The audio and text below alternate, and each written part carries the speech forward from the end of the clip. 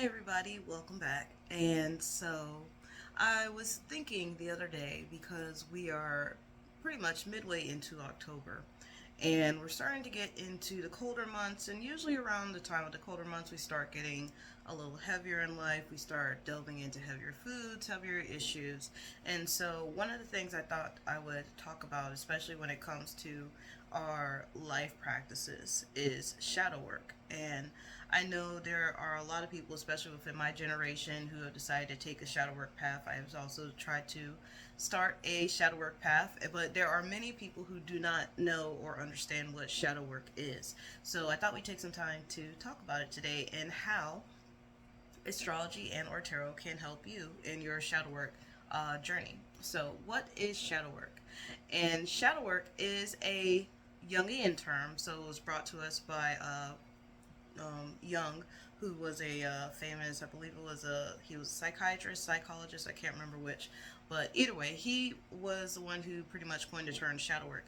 And essentially, what that is the process of bringing your shadow, which is one of your psyches of consciousness. It's bringing that into your conscious awareness. So your shadow is the part of you that you may hide or deny or disown because it wasn't seen as in a simple way good. It wasn't a good part of you. And so you probably like it might have developed during your childhood. You probably pressed it down to kind of hide it so people would think better of you. And that's kind of how your shadow starts to develop. Now, the shadow, we all have shadows. The thing you want to make sure when you are going through your life process is that you are not ignoring your shadow, because eventually, if we keep ignoring our shadow, we keep pushing down those parts of us that we don't particularly like. Eventually, they're going to show up in ways that are not beneficial to us. So that could be through projection, you projecting onto other people who may have similar qualities. That may be you kind of I don't want to say taking it out on people, but more of you got your protection, you might be trying to suppress it in unhealthy ways. That could be through food, that could be drugs, that could be sex, that could be anything.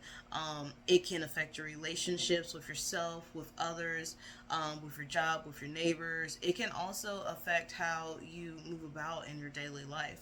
So once again, we all have shadows, so you want to make sure that one you understand what your shadow is, and two, that you are not trying to suppress it. You're trying to work with it, because as you work with your shadow, you might have things that come up in your life that are going to be more beneficial to you than you think. Some people are able to delve into greater parts of their creativity. Some people learn that if their shadow is associated with voice, that maybe that after going through a couple rounds of shadow work, that they find themselves able to speak better for themselves or for others. So astrology and tarot can help with this. It is not the end all be all when it comes to shadow work. If nothing else, you always want to make sure that you, if you have the means, can talk to a licensed professional. But astrology and tarot can help with getting you to understand what your shadows are or where they may come from. So that's what we're going to talk about today, especially in the realm of how astrology can help you with shadow work. So when you are for looking for areas of your chart that may either identify or define your shadow.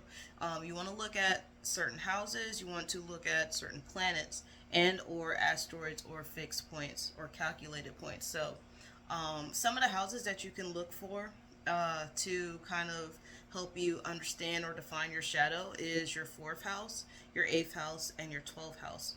Your fourth house being the house of foundation, that is your family. That can be association with your in some in traditional astrology it's your father, in modern astrology it's your mother, but in most cases it's the parent that you that nurtures you the most.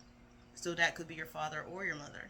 I think in the more modern times it's your mother, but in ancient times it was your father, because your father was the foundation of the household.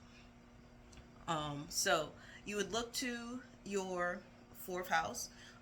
You would look to your eighth house, which is your house of transformation. This could be seen as the house of death. This could be the house of other resources. Resources being not your resources, but the resources of those around you. How do their resources benefit you? All right. And then your 12th house, that's the house of the hidden. That is the house of self sacrifice. That is the house of, how you say, incarceration to a point. And incarceration can mean several things. We'll get to that in a video one day if when we're talking about just the 12th house. But this is the house of secret enemies. This is the house of martyrs. So your fourth house, your 12th house, your eighth house can be indicators of where you can look to kind of establish what your shadow is.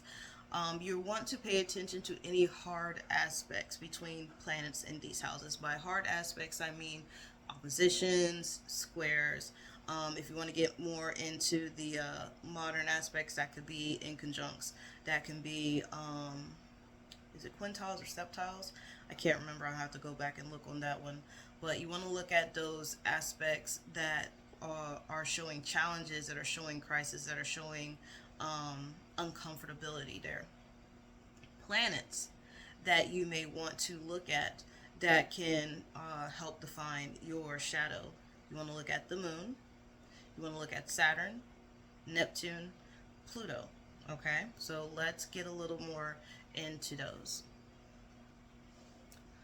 So, talking about our planets, so think about the moon. The moon is the planet that is most associated with your emotions. It's associated with safety. It's associated with nurturing.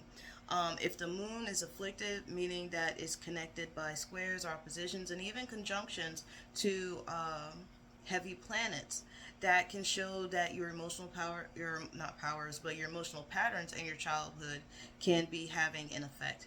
That can also show that maybe during those times of transition in your life, because remember the moon is always changing its phases and it's one of the faster moving planets in your chart, is that maybe there were changes that were going on with you in your early life that you were having issues with.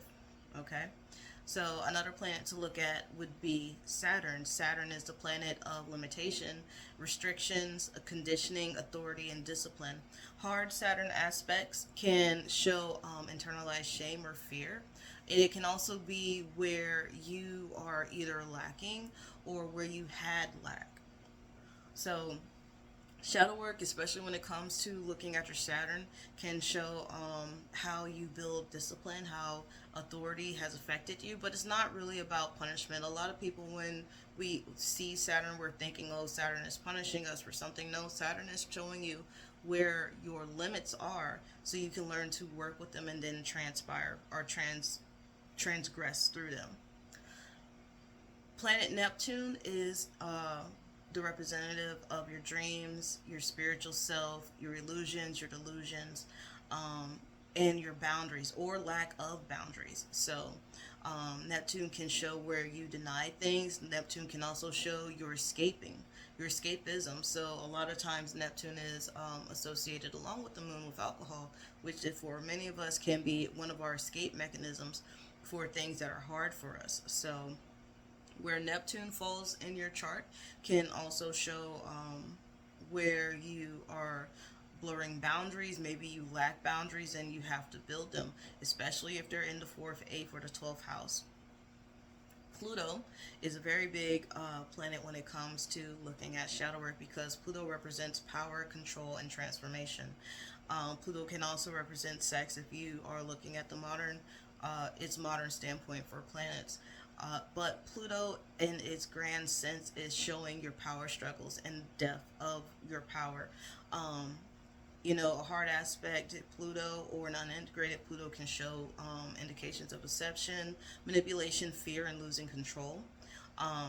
But because Pluto is a very slow planet, it's one of the slowest planets, if not the slowest planet in your chart, is showing where you're going to have to examine yourself very deeply and for a very long time, because one, shadow work is not a one and done thing.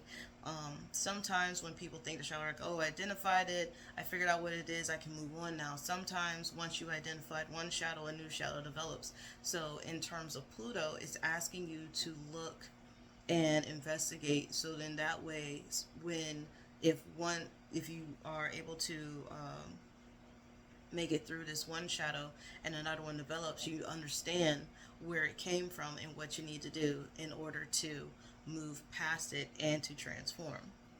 Some other points you can look at in your shadow work, if you're using astrology as your shadow work point, is the asteroid Chiron, which is also known as the wounded healer and is also known as the great teacher. So Chiron shows up anywhere that we find it, where we find it that maybe we can teach others because we had to go through the hard lessons ourselves.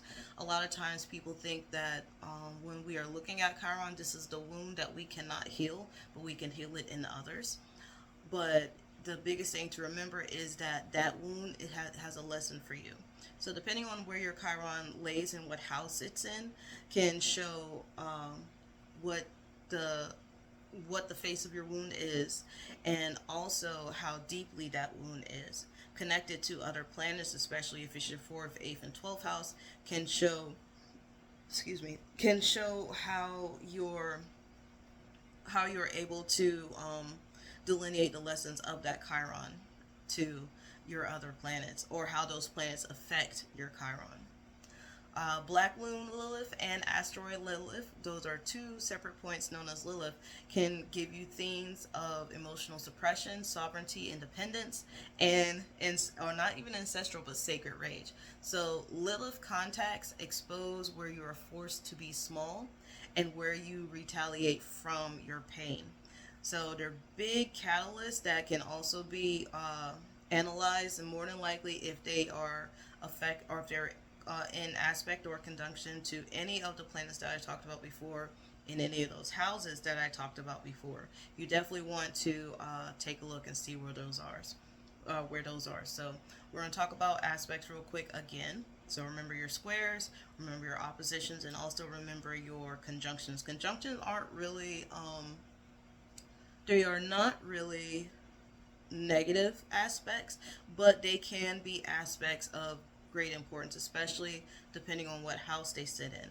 Your squares and your oppositions tend to be more of negative aspects because your squares show where you are being challenged, and your oppositions are showing where there's tension or crisis that needs to be addressed. If you're not sure what aspects are, you can either A, hang out and I'll make another video on aspects, or B, get with your local favorite astrologer or one in your area that can help describe that to you and how they fit in your chart. So now that you know what the houses are to look for, now that you know what planets to look for, now that you know what aspects and asteroids and other points to look at for your shadow work, what do you do once you receive your shadow work reading? What do you do once all of this has been found, determined, and delineated? So there's a lot of things that can happen. First of all, check in with yourself and digest that information, because it could be a lot of information. Some of it you may have known, some of it you may not have known. Some of it, a lot of it could be new to you. So take some time to understand and digest it. Don't be too hard on yourself. Get lots of water, take a few breaths. Don't react. Just sit with it for a few days, sleep on it, and notice what kind of emotions come up while this is happening. If you have a licensed professional therapist, counselor that you can speak with, speak with them as you're going through it, as you learn it. If you don't have one and you have the means to get one, go ahead and get one, because you're probably going to have a lot of it to talk about, because a lot of times with shadow work, themes of abuse and trauma and mental health can come up to the surface. So you want to make sure you have the support to go through that. If you know that you can't get that support, or that there may have been a lot of stuff that happened to you in the past that may show up in this reading, maybe the shadow work reading isn't for you, but in time it could be. So be gentle with yourself, determine if you should do the shadow work reading, and if you do the shadow work reading, make sure you have the support while you're going through it and after it. All right. Astrology is illuminating, but it is not a substitute for therapy. So again, make sure if you do have a therapist, or you can get to a therapist, especially if there are some heavy topics that come up during your reading, that you have someone who you can talk to that can help you work through that. Let's see. Oh, another big thing is to journal. If you haven't started journaling, start journaling. And journaling does not have to be a big thing. It could be like, a couple of sentences a day. I got a shadow work reading. It sucked, but I learned a lot about it. That's a journal entry. So take note of how you feel. Take note if anything comes up before and after. There's no judgment when it comes to journaling. The biggest thing is you want to kind of acknowledge your feelings that you're going through it. And if you decide to take positive steps, you want to keep a record of that so you can kind of see your journey as you're going through your shadow work, okay? So remember, be gentle with yourself. Shadow work is a slow, liberating process. It is not easy, and you have to be brave in order to do it. I'm not going to say you have to be brave in order to do it, but you are being brave if you go through it, because not all of us like to look inside and see the darkness of ourselves. But it is something that, as we are moving through our healing journeys, if you're on a healing journey, that has to be addressed. Um, in this case, you're using astrology as a map for that journey. It is not a one all be all solution, but it can show you where to look and what that shadow is going to look like depending on where it falls in your birth chart, your natal chart. So, if you found this helpful, feel free to like, share, and subscribe to the channel. If you know of anybody who can benefit from a shadow work reading, send this to them. Hopefully, they like astrology as much as you and me. And if you are interested in your own shadow work reading on the astrology or the tarot side, I do those readings. I'll post a link to my Etsy store so you can schedule your reading. And then outside of that, good luck to us all. We are entering, a darker period of the year for us. So remember, just be easy with yourself, drink some water, take a few breaths, and we'll get through this all together. Okay? Until next time. Bye bye.